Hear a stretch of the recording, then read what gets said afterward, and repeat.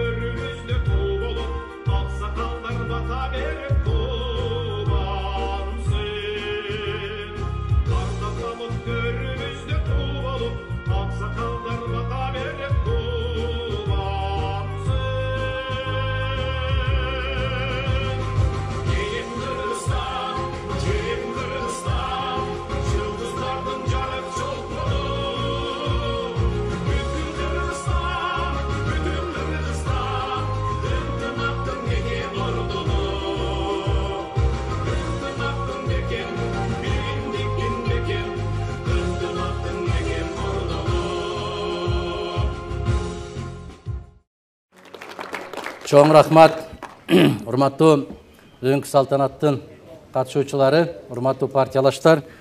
Биздин 15 жылдык тарыхыбызды көрсөткөн, даңазалаган, тарыхый басып өткөн жолубузду көрсөткөн кеченин ушул 15 жылдыгын белгилөө боюнча жыл башында, быйыл ушул 21-жылдын башында белгилеп койгонбуз. Ушул бир чоң жакында бүткөн саясий кампанияга туш келип отурат. Ал боюнча эч кимдин оюнда да жок болчу.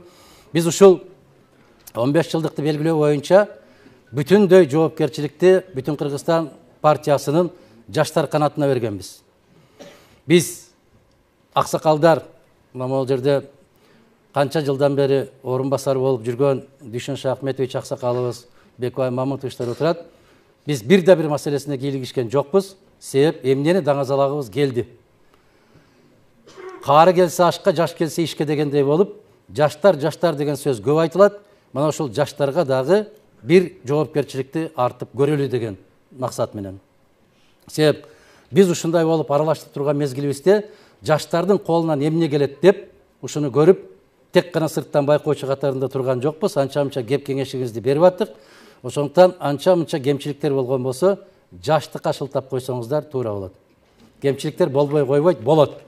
Бирок ошол эле учурда мен ушул жаштарга терең ыраазычылык билдирем.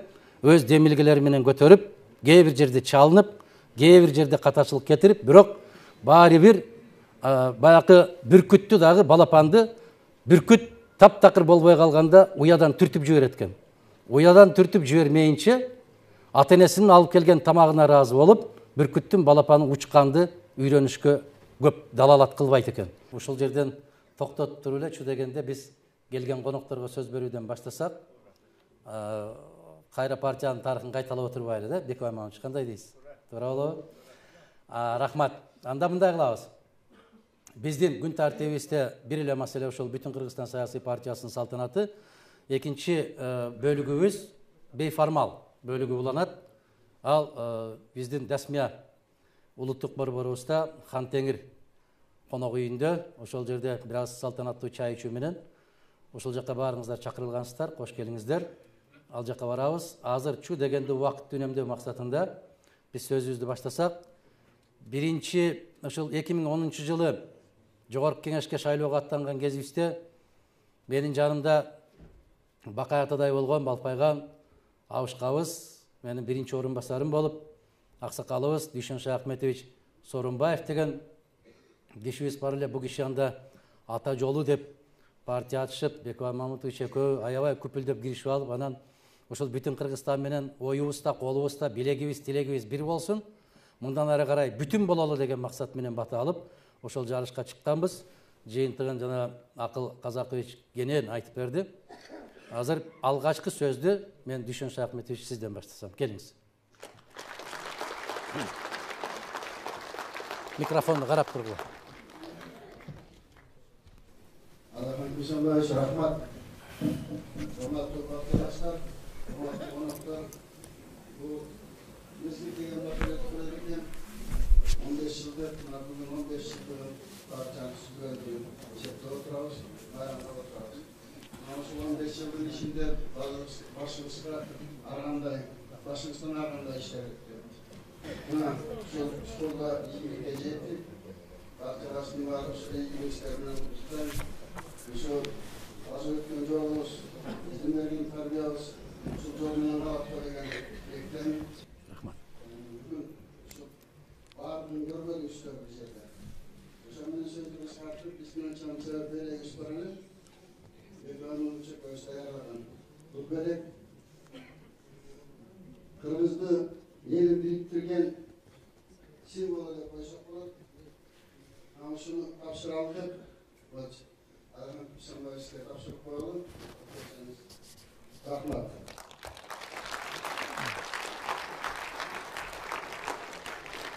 Рахмат.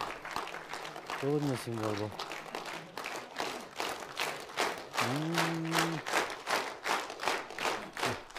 Рахмат.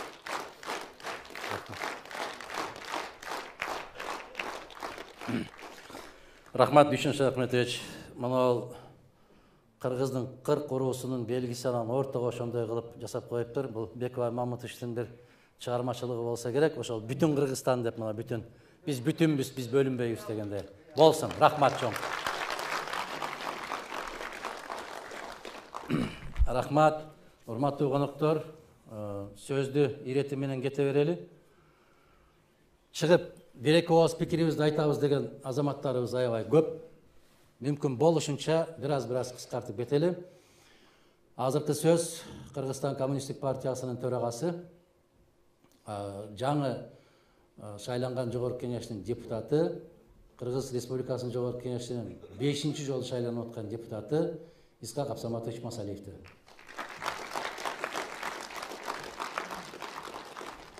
Урматтуу бүгүнкү салтанаттуу жыйындын катышуучулары, жолдоштор, мырзалар жана айылдар.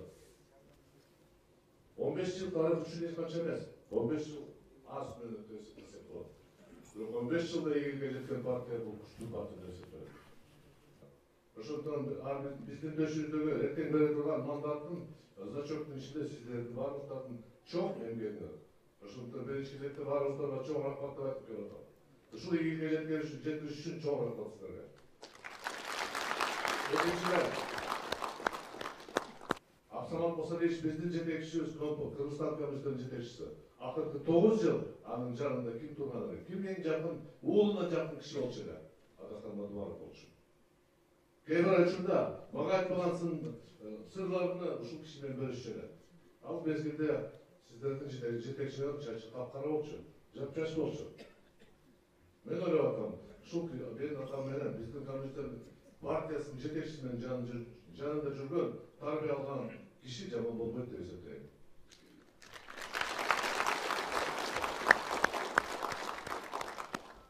За 15 лет политическая партия, созданная молодыми людьми в то время, сегодня достигла успеха. Причем это классическая политическая партия, которая сумела путем ежедневной кропотливой работы достичь успеха. ни копейки не вложив, никого не покупая, никого не запугивая, дважды победить на выборах, а фактически 4 победить на выборах. Я думаю, это высокое доверие, и депутаты, избранные по спискам этой партии, путем Кыргызстана, будут оправдывать. Желаю всем успехов, процветания партии, желаю вам столетней истории. Спасибо. Рахмат. Рахмат, Исхак Абсаматович. Азыр биздин кесиптешибиз болгон, чогуу иштешкен кыргыз аялдардын ичинен алгачкы баш прокурор болгон эжекебизге десем, бул эжекебиз да нукура кыргыздын касиетин сактап, Шарипа эже аксакал менден дейт. Шарипа эжеге сөз берели, Шарипа эже сүйлөсүн, себеп мен ал кишинин сиңдиси болом деп, Шарипа эже айтып атат, жаштар сүйлөй берсин деп уруксат берип атам деп. Чолпон Турсуновна Баекова да.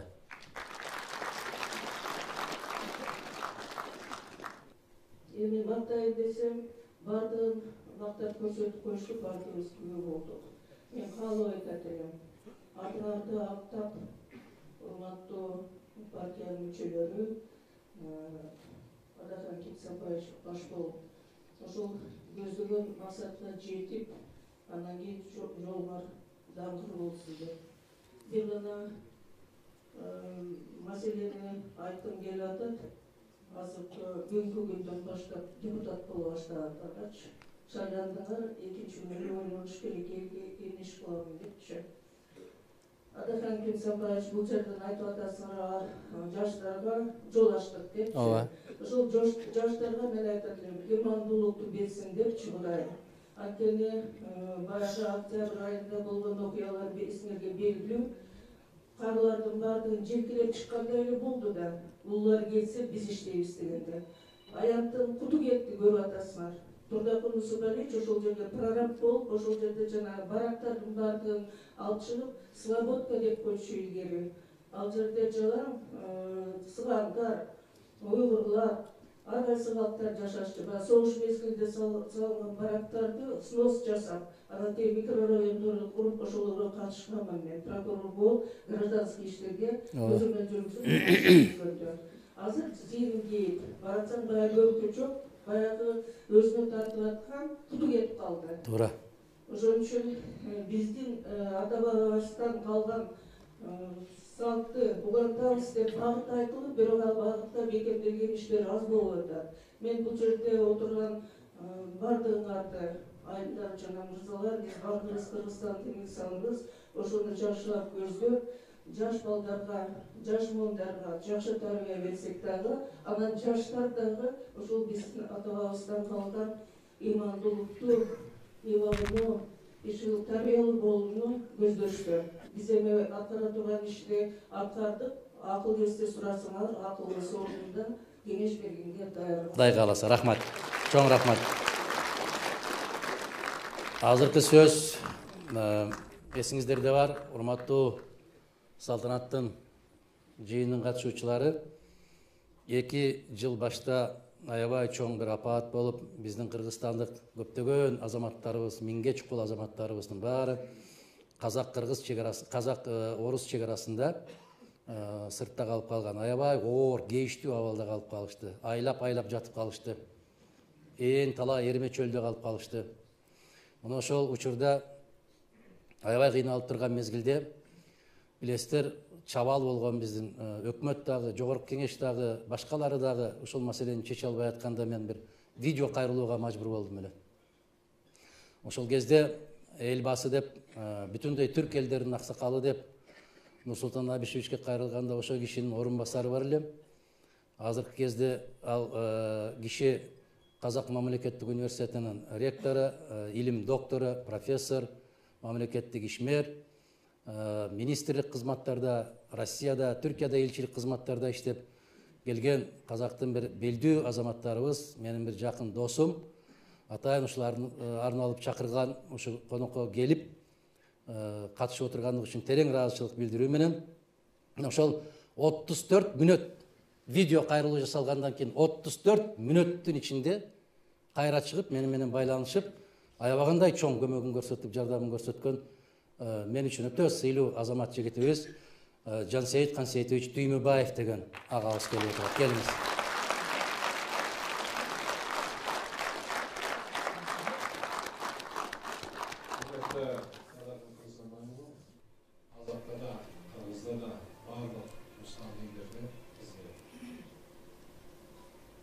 партия болып бөлініп қоятын кез келді.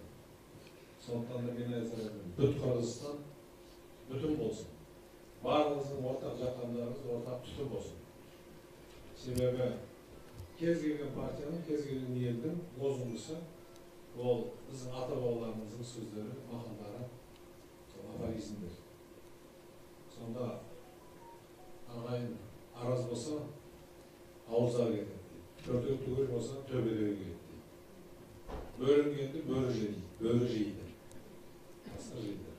Сондықтан да бүгінгі осындай кезеңдерде баршамыз бүкіл СНГ тәуелсіз мемлекеттер достастығы баршамыз қазір тәуелсіздіктің, маңызсыздықтың, егемендіктің 30 жылдан құттықтап отырмыз. Ең үлкен байлық осы. Баяғыдай Мәскеуге тәуелді болды, сол жақтан рұқсат алып, шетелге шыға алмай, басқа елдермен байланысқа шыға алмай жүрсек, қазір мінекей 30 жыл баршамыз бүкіл мемлекеттер 15 мемлекеттер құрамында болған. Тәуелсіз. Бүкіл дүние ашылды. Қазір Қырғыздың жігіттері, қыздары бүкіл дүниеде жұмыс істеп жатыр. Білімді болып жатыр, өсіп жатыр. Сондықтан да мінекей қазіргі кезеңде осындай 30 жылдықты өткізіп жатқан кезде баршамыз біз бір болуымыз керек. Біз көрші ел болып, комші ел болып, мемлекет бауырлас ел болып, сіздерге мысалы табаныңызға қадалған жөнге біздің маңдайымызға қадалсын деп ойлаймыз. Тыныштық болсын, бірлік болсын. Бірлік болса, ынтымақ болса, экономика дамып жатса, біз одан ары қарай мықты боламыз бір-бірімізге.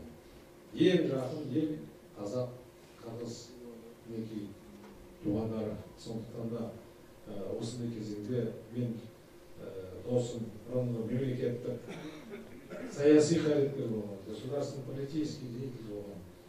Жас болса да барлық кезеңдерден өтті. Сондықтан да бүкіл қызметтерді көрді. Соған қарамай қазір мінекей тағы да ел үшін қызмет жасап жатыр. Шаққылап, бүкіл облыстарды аралап, елдерді аралап.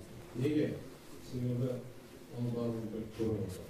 Сондықтан да жалпы мінекей көрші партияларға келіп құттықтап жатыр. Бұл өте жақсы нышан, өте жақсы қадам. Барлық партия бірігейік деген сөз.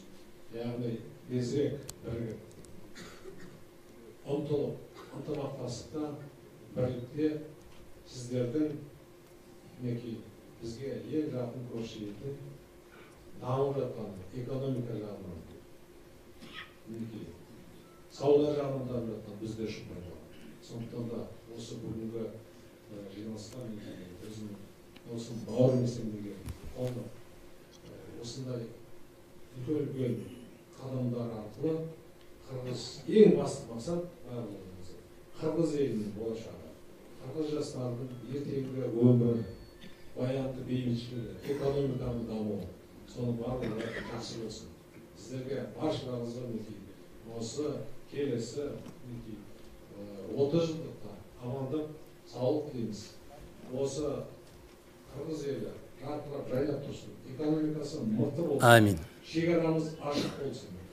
Ешқашан араларымызда проблема болмасын. Соның барлығында қызмет жасап жүрген Әбекең сияқты мықты азаматтар, саяси қайраткерлер көп бола берсін. Рахмат. Рахмат, жеке тілектеріңіз қабыл болсын. Ошол жақсылық күндерді екі ел барабар көрсін, бірге көрсін, ошол келешегіңіз кең болсын. Азыркы сөз Россия Федерациясынан келген қонағыбыз Москва шаарынан тарих илимдеринин доктору, Улуттук стратегия агенттигинин директору профессор Александр Львович Кабринский деген профессорға беребиз. Бул кишини жана экрандан көрдүңүздөр. Биздин Борбордук Азия боюнча эксперт болуп жүрөт. Биринчи каналдан көрөсүздөр. Жанагы Россиядагы көптөгөн саясий темадагы теледебаттарда мыкты эксперт катарында катышып жүрөт. Тарыхчы катарында, саясатчы катарында биздин мамлекетти, биздин өлкөнү жакшы билет. Добро пожаловать, Александр Львович. Спасибо за то, что вы приехали.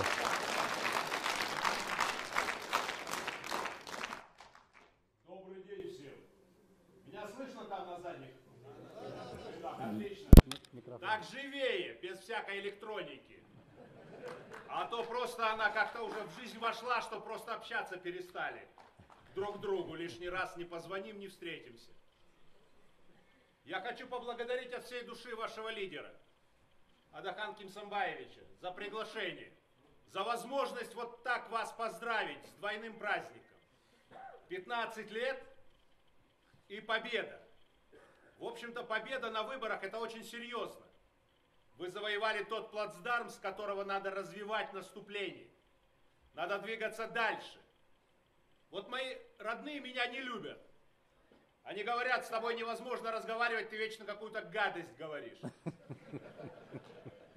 Поэтому вас тут все хвалят, а я по принципу от обратного пойду. Я о проблемах. Я хочу сказать, что сейчас перед вами очень сложная задача. Вот Киргизия сегодня чем-то меня напоминает. Умная, красивая, а идти не может.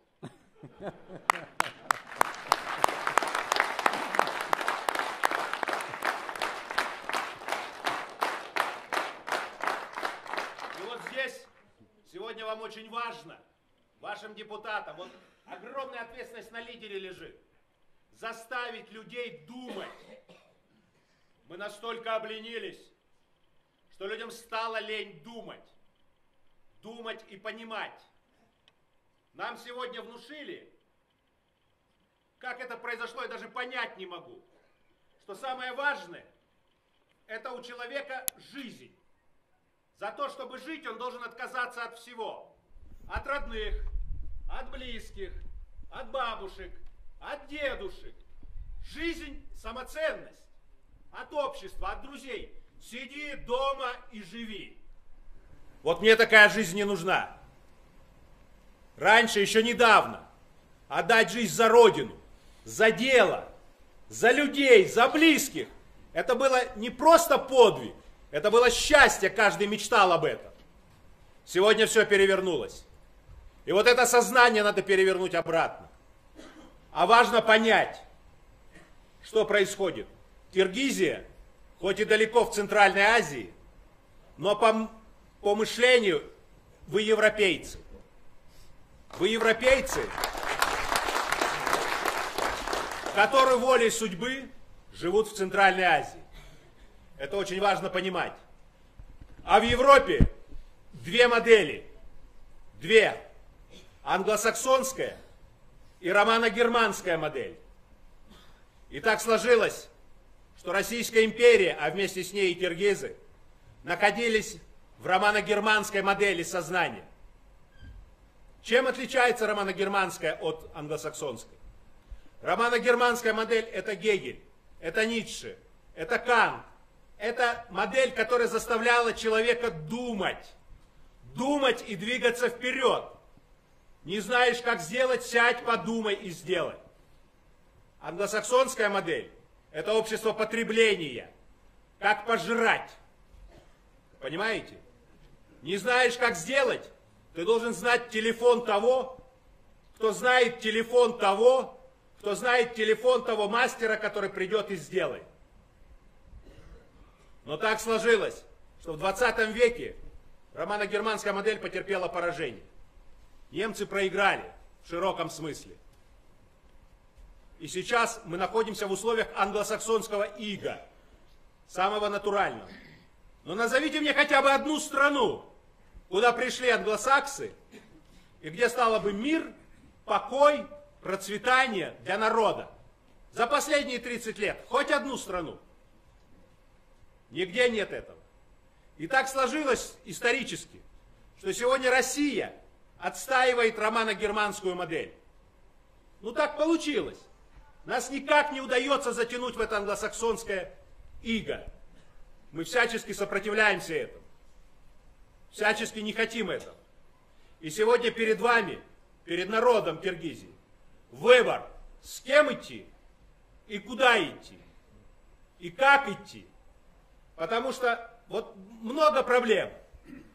И жилой фонд, и огромное количество людей, работающих за границей. Они же вернутся. А в пенсионный фонд они сегодня ничего не платят. И им всем надо будет платить пенсию в старости. И всех надо будет содержать. Это огромный комплекс проблем. Но это не проблемы. Это задачи, которые надо решать. Это задачи, которые предстоит решать и вашим депутатам. А проблема – это куда идти и с кем идти. Вот этот выбор. Сегодня ошибетесь, обратной дороги не будет. Не будет обратной дороги. Поэтому я приготовил подарок, но с собой не привез. Адахан Кимсович приедет в Москву, я вручу там.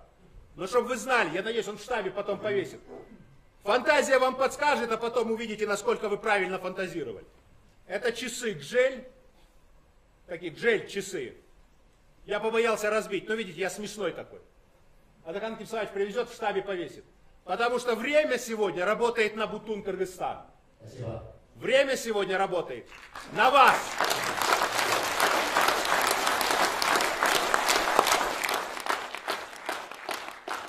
И если я вряд ли когда-то уже хорошо пойду, то вы должны заставить Киргизию идти бодро, уверенно и, главное, весело. Без веселья и с агрессией вы никуда все равно не двинетесь.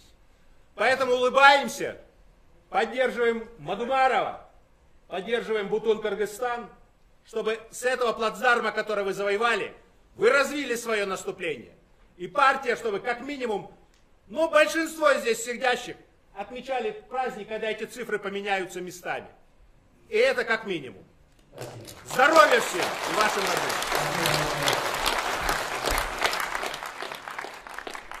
Биздин кесиптештер партиялардын төрагаларын баарын сыйлуу конок катарында чакырганбыз. Арнамыз партиясынын төрагасы Фейк Шашынбаевич Кулов олтурат бул жерде. Акшумкар партиясынын төрагасы Темир Аргенбаевич Сариев олтурат бул жерде. Бизде Кыргызстандагы аттуу, баштуу, белгилүү республикалык деңгээлдеги кечээ пайда боло калган эмес. Тарыхы бар партиялардын төрагаларын баарын чакырганбыз. Атамекен партиясынын төрагасы Өмүрбек Текебаевди чакырганбыз. Мындайча айтканда, биздин саясий көз караштарыбыз башка-башка болгону менен биз бир бүтүн касиеттүү элбиз. Ушуга барышыбыз керек. Кудай кааласа ушундай болобуз. Азыр сөз Кыргыз Республикасынын маданиятында Бакай Атадай болгон орду бар. Ошол Бакай Атанын ролун жараткан, ошол кишинин образын жараткан, жакында ошол Семетей деген көркөм тасма жаралды. Ошол жерде Бакай Атанын ролун жараткан, аксакалдын келбетин ошол жерден көрсөткөн, кыргыз касиетин көрсөткөн биздин партиянын белдүү мындай бир аксакалы, жана Чолпон Турсунун айткандай, жалаң жаштарга аксакалдык каада сал, нарк населин өткөрүп берүүчү инсаныбыз Темирлан Сыманбеков деген азаматыбыз бар. Келиңиз. Арыбаңыздар, ардактуу ағайын туғандар. Рахмат, Адахан Кимсович. Бүгүнкү 15 жылдык торкулуу тоюңуздар куттуу болсун деп чын жүрөктөн айтым деп отурат. Рахмат, урматтуу ағайын туғандар. Бүтүн Кыргызстан саясий партиясын мен эмне үчүн аябай урматтап, сыйлап калдым. Анткени Адакем жанагыда бул кандидаттар башка тармактардан болбостон адабият, маданият, искусство тармагынан да келсе. Биздин жалпы маданиятыбызды, искусствосун бир жаштагы мыйзамдарын иштеп чыгып, жалпы кыргыз журтуна, маданиятына бир кызмат кылса деген аруу тилек менен мени чакырып ошол жерге алып келген. Анткени Адакем ошол маданиятты, кыргыздын кылымдардан келе жаткан салт санасын, үрп адатын, ушунун бардыгына жөн карабай, ошого чын дилинен аракет кылып, ошону жан дүйнөсүнөн өткөрүп келаткан бир чыгаан инсандарыбыздын бири экенин көрүп мен абдан да ыраазы болуп отурам. Мен эмне айткым келет, биз маданият адамдары. Мына мен билгенден Адакем мына 15 жылдан бери бүтүн Кыргызстан саясий партиясы кандай абалда келатканын биз көз салып турабыз. Эмне деген тоскоолдуктар болбоду, эмне деген каралоо болбоду, Эмне деген бут тосуулар болбоду. Эмне деген ушунчалык бир жаман көрүнүштөр болбоду. Мына ошолордун бардыгына чыдап, бардыгын көтөрүп, сынып калбай, отуруп калбай, кайра жана Островскийдин Болот кантип бурчуду деген романда билесиздер, жанган, кылычтай жанган жана Павел Корчагинге окшоп. Ошончолук өзүн кайра болоттой болуп бурчутуп бератат. Деңиздин ортосунда деңизде кайык чайып алып, адамзат өмүрүнөн кол жууп кала турган учурлары кездешип отурат. Ошондо кичинекей Крис атасынан айрылып, бир туугандан айрылып, көзүнөн көк жээк өтүп, канткенде көк жээкке жетебиз деп. Ошолордон мына сен кантип алып кетем, кантип чайып албай, ошол көк жээкке жетебиз деп. Ушунчалык Кудайдан тиленип, чыңырып чыңкырап отурат да. Мына ошол Кристи мен айтар элем бүгүнкү күндө бүтүн Кыргызстан саясий партиясы деп.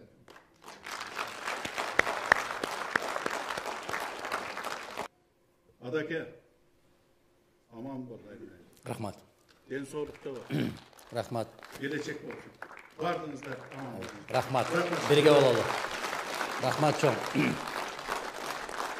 Биздин партия түптөлүп, ошол биринчи алгачкы кадамдарын баштаганда, таштаганда саясий кеңештин алгачкы мүчөлөрүнөн болуп, аксакалдык милдетин аткарып келаткан дагы бир аксакал кишибиз Адил Ниязович Халилов деген аксакалыбыз бар. Ошол Адил Ниязовичке берели, биринчи саясий кеңештин мүчөсү катарында.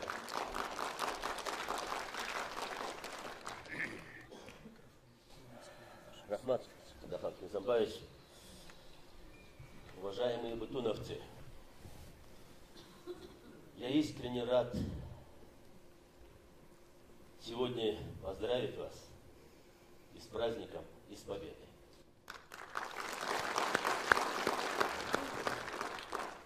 Через тернии к вершине.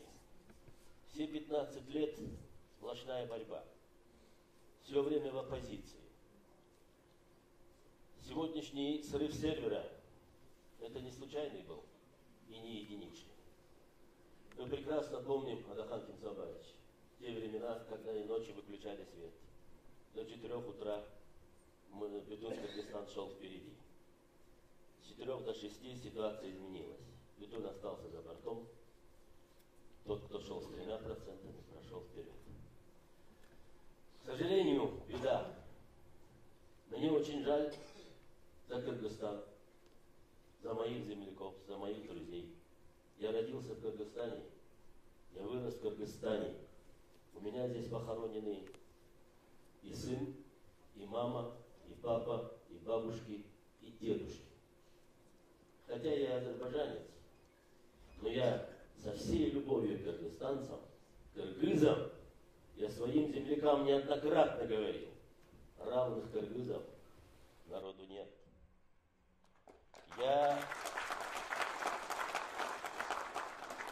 Жена у меня русская, 50 лет мы прожили с ней, но я ее всегда обвиняю в их ширине. Я говорю, националистов равных русским нет. Вы прежде всего националисты, не кыргызы националисты. У нас с Адаханом Кензамбаевичем на первых этапах споры были на эту тему. Помните это? Что было? Помните, когда у нас были споры с вами? Да. Вопросов национализма? Ну, много было. Я обвинял Адахана Кензамбаевича в национализме. Он меня убеждал в другом, что он учился в России, окончил институт в Твери, жена казашка. Одним словом, мы приходили к какому-то консенсусу, согласию. И с того времени мое единение с Бетуном, с Адаханом Кензамбаевичем не то, что сократилось, а я еще больше влюблен и в партию, и в самого Адахана Кензамбаевича. С великим удовольствием, Адахан Кензамбаевич, я с вами иду все эти годы. Тогда, когда мы с вами, вы будучи госсекретарем, первыми в странах СНГ возрождали студенческий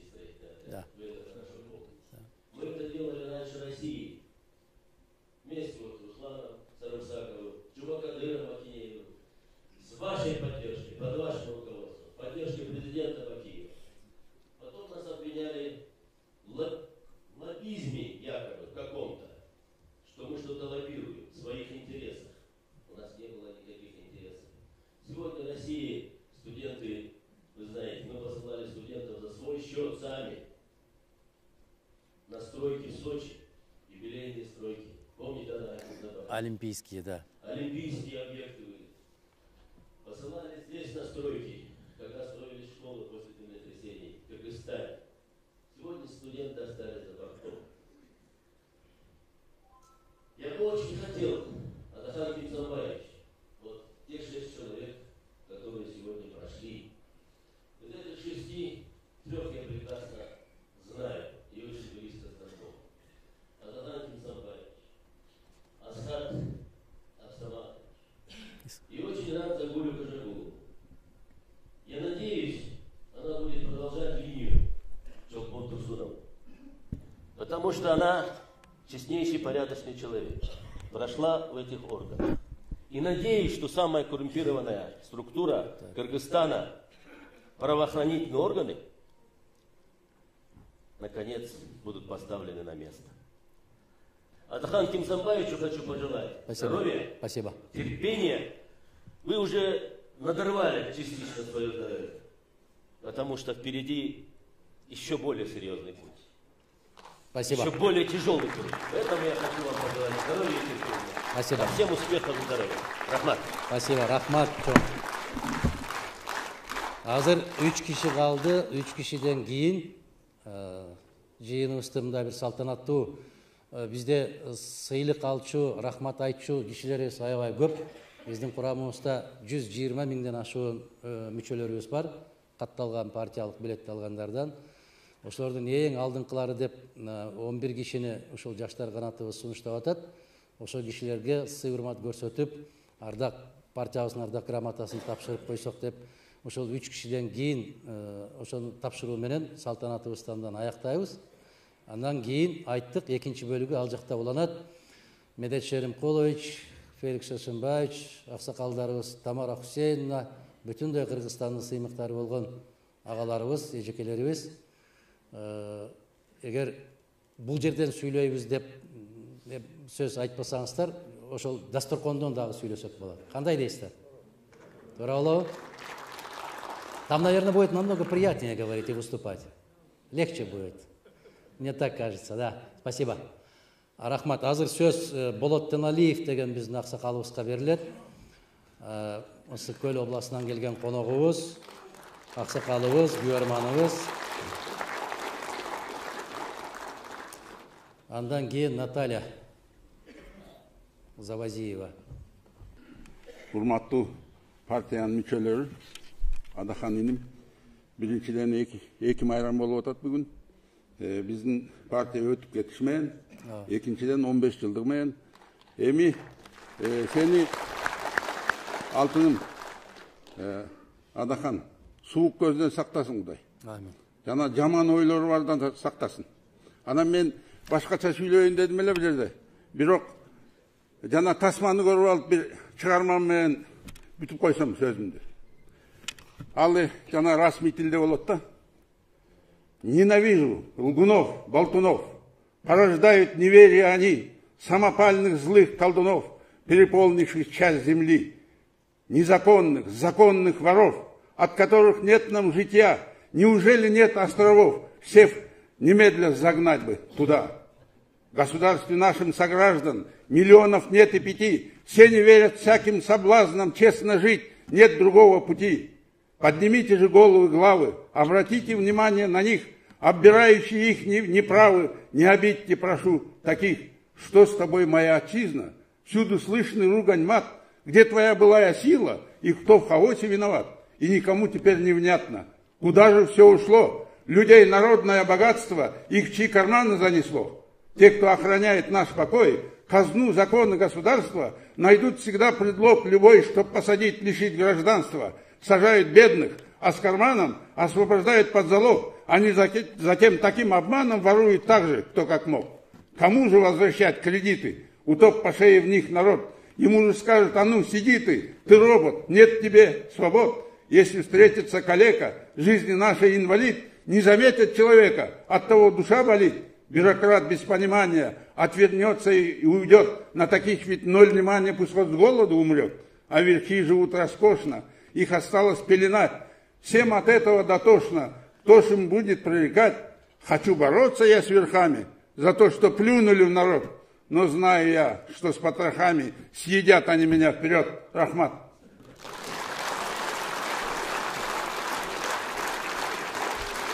Да, Болотаға, лучше не скажешь, точнее не скажешь. Мындан так, мындан айқын, ашық, түсіндіріш өте қиын.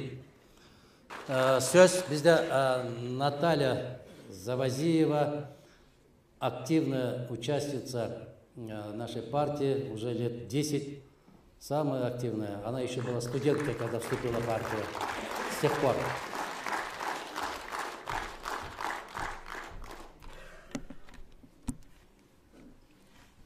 Добрый день, уважаемые гости, однопартийцы. Сегодня мы с вами являемся участниками исторического события – юбилей партии «Бутун-Кыргызстан», которая уже вошла в новейшую историю Кыргызской республики. Движение «Бутун-Кыргызстан» ширится, охватывая все больше регионов, социальных слоев и этнических групп народа Кыргызстана. Мы радостно видим, как партия возрастает, объединяя под своими знаменами кыргызстанцев по всему миру. Недавние выборы показали, что наши соотечественники, проживая в России, Азии и Европе, активно поддерживают нашу партию. Ряды пополняются людьми, вносящими бесценный интеллектуальный вклад, молодежи, питающей энергию и современным подходом к проблемам, представителями этносов, обогащающих нашу общую культуру. Особая роль во всем этом принадлежит бессменному лидеру партии, харизматичному Адахану Кимсомбаевичу. Без преувеличения могу сказать, Адахан Кимсомбаевич является единственным в республике политиком, который сохранил верность своей партии, ее целям и идеалам, сохранил свое политическое лицо, чем снискал уважение и поддержку народа. В заключение пожелаю всем сил и политической воли в работе на благо народа Кыргызстана. Спасибо. Хочу обратиться к вам незаслуженно забытыми словами. С праздником, дорогие товарищи! С 15-летием Адахан Кимсомбаевич. Спасибо, спасибо, дорогая. Тебя тоже. Спасибо. Покуда есть у нас такая молодежь, наше будущее в надежных руках. Тарихи документтердің барында қолы тұрған ағауыз Медет Шерімқұловичқа сөз берелі. Медетханаға келіңіз. Андан кейін салтанаты өсті жиынтықтайыз жаңағы сыйлау барақтарды беру менен. Урматтуу Адахан мырза, бүгүнкү жыйындын катышуучулары, эң эле биринчиликте Бутун-Кыргызстан партиясынын жаңы парламентке шайланып келген депутаттарын жана партиянын чын жүрөктөн куттуктайм.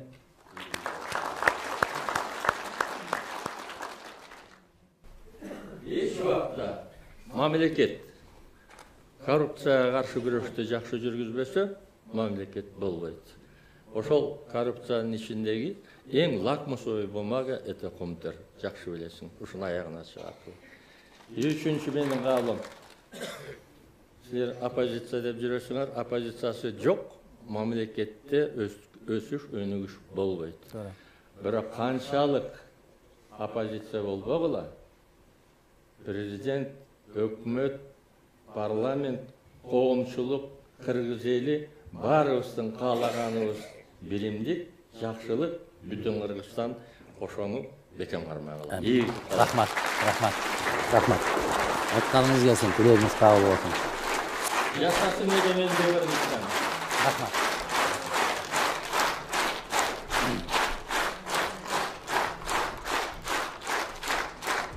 Рахмат, мен Шерімқұлович, айтканыңыз келсин, тилегиңиз кабыл болсун. Ошол жакшылык күндөрдү баарыбыз бүтүн болуп, бир Кыргызстан, касиеттүү эл болуп, көккө учкан, эч кимдин көзүн карабаган, эч кимге жалдырабаган, өз курсагыбызды өзүбүз тойгозгон мамлекет болгон күндөрдү аксакалдар силер менен чогуу көрүп, көркүбүздүн төрү болуп, мына атап өткөн эжекелерибиз, атап өткөн агаларыбыз баары чогуу болгон болсо, ошол биздин байлыгыбыз болот.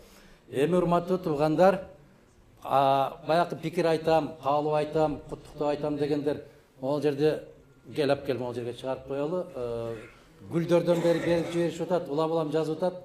Башка чет өлкөдөн келгендер дагы гүлдөрдү жиберипти. Же мүмкүн ошол ал жака алып барарсыңар. Гүлдөрдү ошол жака алып барып, ошол жактан тапшырып, ошол жерге эле коюп койгула, жанакы ресторанга эле коюп койгула. Мен терең ыраазычылык билдирем. Америка Кошмо Штаттарында жүргөн азаматтарыбыз дагы момундай гүл себеттерди жибериши ошол партиябыздын 15 жылдыгы менен куттуктап атат. Тапкандарына береке болсун, жакшылык болсун. Агер ошол жака алып бара бересиңер гүлдөрдү. Азыр эми жанакы салтанаттуу сыйлыктарыбызды тапшырып койгон болсок, андан ары карай bir 3 мүнөттүк кортундуу сөзүбүз бар. Анан Кудай кааласа дасторконго чакырабыз баарыңыздарды. Эмесе грамоталарды тапшырабыз, эми көңүлүңүздөрдү урабыз. Бүтүн Кыргызстан саясий партиясынын баардык иш-чараларына жигердүү катышуусу менен ар тараптуу көмөк көрсөткөндүгү үчүн Сооронбаев Дүйшөнбү Шаяхметович ардак грамота менен сыйлансын.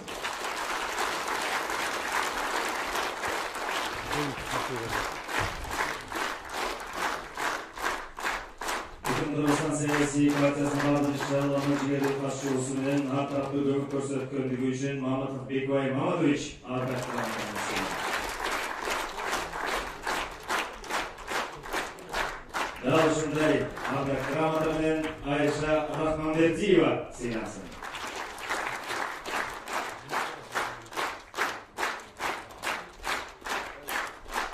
Бүтүн Кыргызстан саясий партиясынын баардык иш-чараларына жигердүү катышуусу менен ар тараптуу көмөк көрсөткөндүгү үчүн Жамал Мусабекова сыйлансын.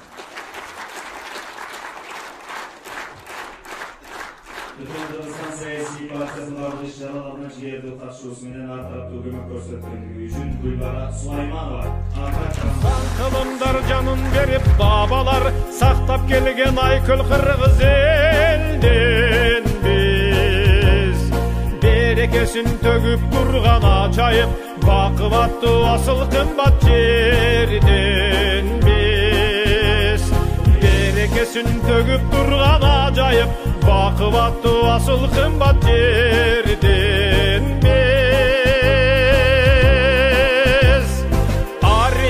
бекем кармап турпаган аталарды сактап келген орасы ардакталып төрүбүздө кул болуп. Рахмат. Урматтуу партиялаштар, мен жана айттым, сыйлана турган кишилерибиз көп, калганы ошол жактан уланат, дасторкон үстүндө уланат. Баарыңыздарга терең ыраазычылык билдиребиз. Бизде мен айттым, саныбыз боюнча эң көп сандуу болгон саясий партия болгонубуз менен ушундай бир сыйлыктарыбызды бүгүн ушундай эле салтанат, Кудай буйрса, Россия Федерациясында, Москва шаарында биздин жердештерибиз дал ушундай салтанат уюштурушуп атат. Алардыкы да кечинде өтөт. Ал жакта дагы биз үчүн деп, мамлекетибиз, элибиз үчүн деп, Кыргызстаныбыз үчүн деп жүргөн азаматтарыбызга дал ушундай ардак грамоталарыбызды жибергенбиз. Алар дагы аман эсен жакшынакай кылып өткөрүп алганды насип кылган болсун. Бир жумадан кийин Ош шаарында өткөн атат ушундай эле жергиликтүү областтык жетекчилердин, райондук жетекчилердин уюштуруусу менен өтүп атат. Айтор ушул жыл аягы жанагы аксакалдарыбыз айткандай жалаң тойлордун, жакшылыктардын, аманчылыктын жылы болсун. Ушул жердеги айтылган баардык каалоо тилектер кабыл болсун. Жакшылык үстүндө жолугушуп жүргөндө бизге жараткан маңдайыбызга жазган болсун. Аксакалдарыбыз аман болсун. Эжелерибиз ушундай өздөрүнүн акыл насаат сөздөрүн жана Чолпон Турсун айтпадыбы, акыл насаатка муктаж болсоңор биз айтканга даярбыз деп. Устаттарыбыз аябай керемет. Аябай керемет. Мына чыгып сүйлөгөндөрдөн бирөө айтты, улгайып калган аксакалдардын баарын четтен кууп чыкты деп. Жок. Биздин байлыгыбыз кум төр эмес. Биздин байлыгыбыз сандык эмес, кум мел эмес, көмүр, темир жердин астындагы заттар эмес. Биздин байлыгыбыз нукура ушул аксакалдарыбыз. Биздин энелерибиз. Биздин байлыгыбыз ушундай сабаттуу жигиттерибиз, кыздарыбыз. Биздин байлыгыбыз бүгүнкү эртең ордубузду баса турган балдарыбыз. Тилекке каршы 230 000 инсандарыбыз жыл сайын чыгып кетип баратат. Ал жөнүндө эч ким сөз кылбай атат тилекке каршы. Сөз кылганыбыз эле банк, инвестиция, кредит, анан баланча ушундай транш алдык. А ширкет бактан балдарыбыз, кыздарыбыз жөнүндө эч ким ойлонбой атат. Алардын ширкетчи менен Кыргызстан күндөн күнгө алысырап аткан эч ким бир этибарга албай атат, көңүлдүн бир чордонунда кармабай атат. Биздин могул жерге берген сиздердин тапшырмаңыздарды бүтүн Кыргызстанды бүтүн кылып сактап калуу боюнча, элди жерди сактап калуу боюнча, касиеттүү кыргыздын каада салтын кайрына алып келип, мамлекеттик тартипти орнотуу боюнча көп тапшырмаларды бердиңиздер, жүктөрдү бердиңиздер. Кудай кааласа мен сиздерге ишенимдүү түрдө айта алам. Буюрса биз дал ошол баалуулуктардын үстүндө гана иштейбиз. Биз костюм кийип, галстук тагып, көкүрөгүбүзгө бир значок тагыш үчүн, же чөнтөгүбүзгө мандат салыш үчүн бараткан жокпуз. Мына ошол сиздердин чыркыраган үнүңүздөр, сиздердин каалоо тилектериңиздерди биз трибунадан жеткирип эле калбастан, ошого тийиштүү мыйзамдарды кабыл алып, тийиштүү мыйзамдардын аткарылышын көзөмөлгө алыш үчүн ошол жака баратабыз. Кудай буйрса биздин эмгегибиз ак болот. Сиздердин арткан жүгүңүздөр, арткан үмүтүңүздөр акталат. Ошон үчүн биз соңку демибизди алганча ушул багытта иштейбиз деп ишендирип кеткенге уруксат этесиздер. Бүтүн Кыргызстандын мындан арткан башка максаты да жок. Ушул максатта иштей беребиз. Андан ары карай сапарыбызды уланта беребиз. Баарыңыздардын келгениңиздерге терең ыраазычылык билдирүү менен азыр жыйыныбыздын экинчи бөлүгүнө чакырабыз. Кудай кааласа азыр ак дасторкондун үстүнөн кайрадан улантабыз. Саат 2'de улантабыз. Кечикпестен саат 2'de көрсөтүлгөн дарекке жетсеңиздер. Макулбу? Сүйлөштүк, ошол жерден жолугушабыз. Рахмат. Ушуну менен жыйыныбызды жабык дейбиз дагы. Биздин салтыбыз боюнча шашпаңыздар, аксакалдар. Салтыбыз боюнча бул манастан бери келаткан салтыбыз. Аксакалдын батасы менен жабабыз жыйыныбызды. Келиңиз аксакал, бата бериңиз. Могул жердеги айтылган каалоо тилектер кабыл болсун деп бир бата берип койсоңуз, анан дасторкон үстүндөгү сөздү улантабыз. Amin. Amin. Allah Teala'larımızlara uzak ömür bakımına insun versin. İşimizdeki ilgili özünlüğü bakımına. Şu bizim bütün Kırgızistan Partiyası'nın koyulan akla koyulan maksadına Allah Teala kavuşan olsun. Bazı elimizde şu bunun akıllı menen, şunun gözlükten yolu menen adaşmastan geleceğe mutluluğunu Allah Teala nasip olsun. Var olunuzlar. Kudaya şu yaşlılık günde daima bizim varlığımızın her biliyorsun, biliyorsun. Varlığımızın her biliyorsun, biliyorsun. Bu konuda Allah nasip olsun. Ne gibi olup şu küveriyor bizim. Amin. Amin. Amin. Amin. Rahmat.